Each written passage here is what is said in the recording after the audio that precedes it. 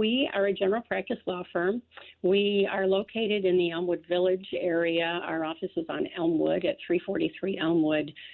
We do have a second office that's on Sheridan, that's right at the corner of Sheridan and, well, almost at the corner of Sheridan and Harlem. We have been around for 75 years. It's been a long time. And the firm has always been a general practice firm. We do estates, we do estate planning, we do real estate closings, we do business transactions, we do some bankruptcy work, we do some adoption work. I mean, pretty much anything you can think of. But right now, one of our big areas is estate planning and also matrimonial and family law. And very important at this time. We're speaking with Terry Benson Murray from Cohen and Lombardo. How have you been able to handle this pandemic? I mean, you explained that what your focus is now, but how are you handling that?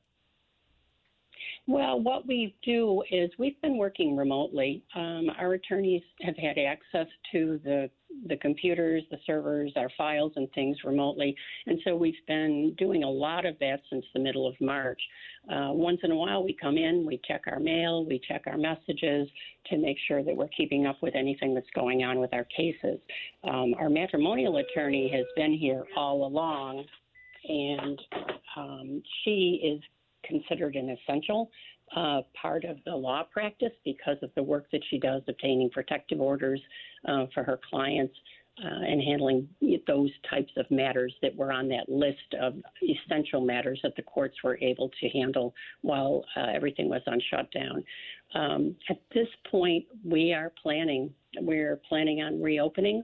Hopefully that June 1st date will stick, and we're making arrangements for the office to be set up in a way that everybody's going to be safe. We plan on everybody wearing masks. We plan on moving spaces around so that people aren't so close to each other when they're working.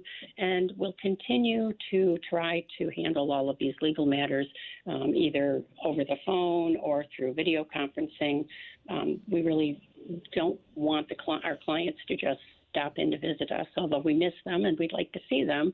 The clients really do need to call to make appointments so that we can either set up a phone or video conference, or if we need to meet with them in person, that we can set it up so that it's safe for everybody. Terry Benson Murray is our guest this morning from Cohen and Lombardo. Yeah, this whole thing has made me think about my affairs, our estate. I've got 3 little guys at home. I want to make sure that everything's right for them, and I think it's a good advice for everybody right now. Well, one of the things that nobody thinks about is, oh, well, I don't need to do a will. I'm not old. I don't have any money. What am I going to, what do I need to be doing any of this stuff for? And I think that part of what I try to encourage my clients to think about is right at this very given moment, what do you have that's important to you? And if it's your children, then you need to make a will so that you can provide for their care by naming a guardian through your will.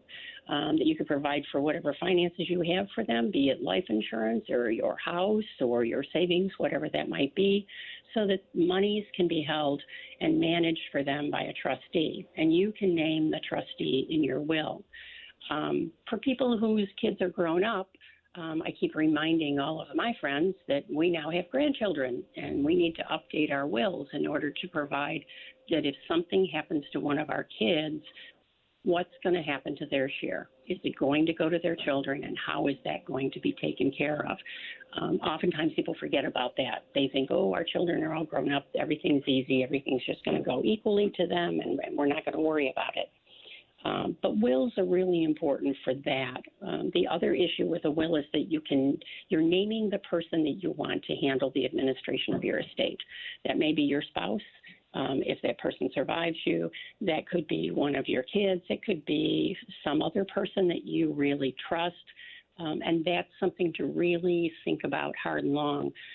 Who can handle all of the work that needs to be done when you're probating an estate? So usually when I meet with my will clients, I explain to them what happens with an estate proceeding so that they can get an idea of who is the best person to handle this for them. The other thing that I'm doing in my will consultations with clients is discussing with them the need for a power of attorney and the need for a healthcare proxy. I really I hate to say it, but it's amazing. I've gotten quite a few calls during this time of people who did not have powers of attorney, who had relatives who ended up in the hospital or had some other kind of problem occur. And we are now filing petitions for the appointment of a guardian through the Supreme Court. That also was one of the matters that was considered an essential matter by the governor when he was restricting what the courts could take in. But these cases are coming in, and they're difficult, they're long and involved, they're expensive, and they get everybody else involved in your business. And by appointing a person under a power of attorney, you're saying, this is the person that I trust. This is the person who's going to carry out my wishes, and it's between them and you as to what goes on and how it's all handled. And, of course, a healthcare proxy, everybody knows what a healthcare proxy is. You need to have somebody who can make those kinds of decisions about what sort of treatment you want or that you don't want.